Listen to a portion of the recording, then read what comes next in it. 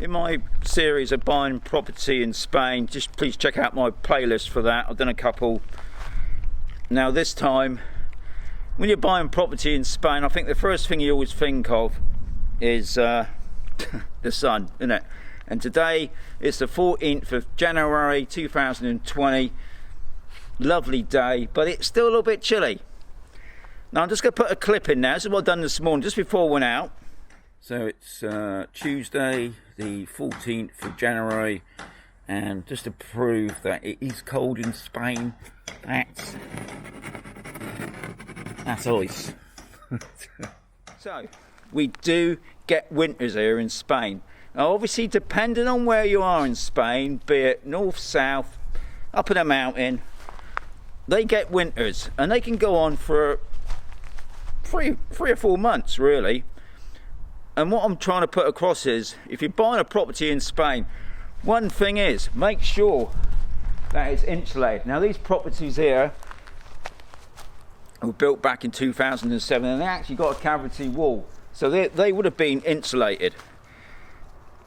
The properties that are on Camposol, most of them, because I live in one of them, most of the villas, we're not including the private villas, but most of the other villas are prefab, so it's just a concrete skin. There's no insulation. Now there might be a couple of people that might have insulated theirs. Obviously you can put in double glazing, things like that. Now we haven't got double glazing yet. So, but what we have got is central heating, because I don't care what people say, you can buy a villa with most of these new villas will come with like a log fire. It looks wonderful. Maybe some of them electric, I don't know. But to be honest, that ain't going to be enough in a villa. You know, if you've got a 1-bed place, yeah, maybe. But if you've got a 2-bed and more, central heating's got to be a must. And if you're buying a property and it hasn't got central heating, then use that as a bargaining thing, because I'm going to tell you now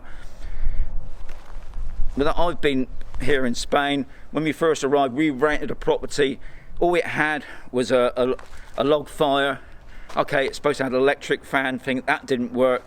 As long as we was in that room, we was warm. But as soon as that fire went off, we was cold. The bedrooms were freezing. There was no extra heat in there. Another thing you got to remember as well, guys, make sure that you buy a property that's south facing, so it's in the sun. Those properties that are behind, they're no good. They're going to be in the shade all the time. This time of year, they're going to be freezing, you know, even with insulation. So just bear that in mind when you're thinking about buying a property here in Spain, be it new or old. Now where we are, we've got no piped-in gas. The only thing we've got, Bonnie, stop it. Won't be long. Won't be long, dog. Won't be long.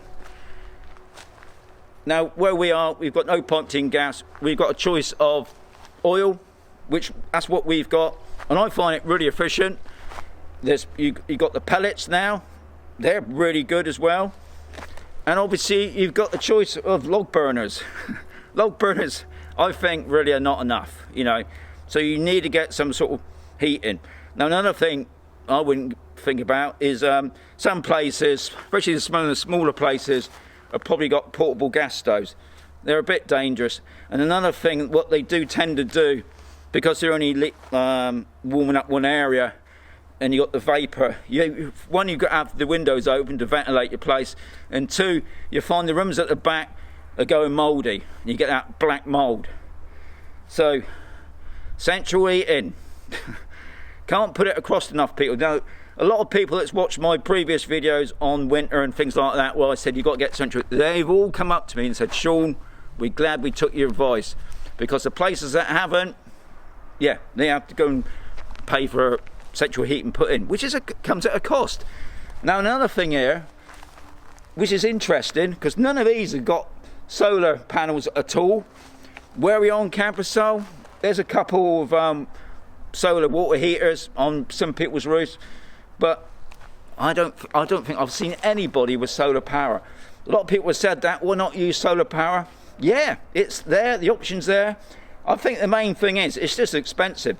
The electricity in Spain is really expensive, so if you got the money, yeah, pay out for solar panels and that. But from what I can make out at the moment, they're still expensive. I haven't seen hardly anybody that's got them. Go back in the UK, I think everybody's got them. You imagine in Spain, this is what, it's so bizarre. But anyway, just in case somebody mentions about solar power.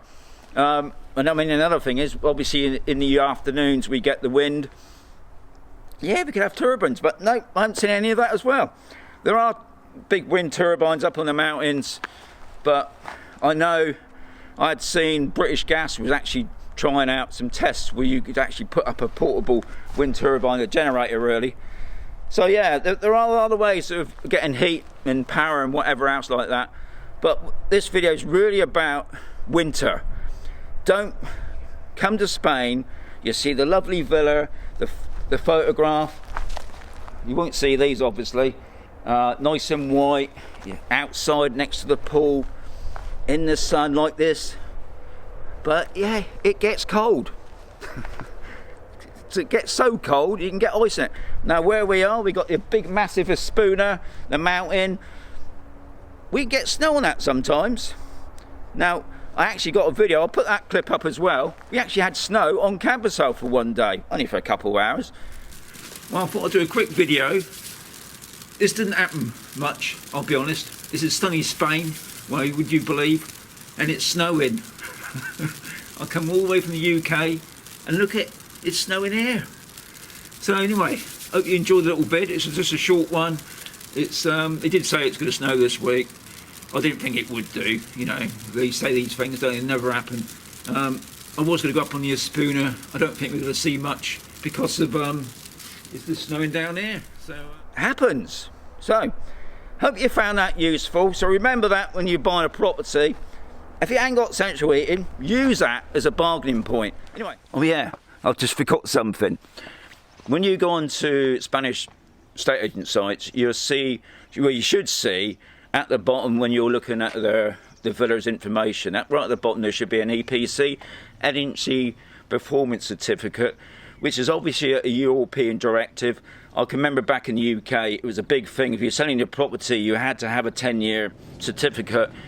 Now, I've looked on a lot of Spanish sites, I haven't seen it. I mean, where we are, like I said before, in Camposol, most of them are right down the bottom. You know, we're talking the red nearly. So something else to remember to look at, that when you're looking at a property, they've got to give you the EPC ratings. Big thing, you know. It could also be your bargaining point. Anyway, thanks. Anyway, as I always say, got to keep watching, guys, because if you don't keep watching, you're going to miss something. I'll catch you on the next video. The dog's gone now.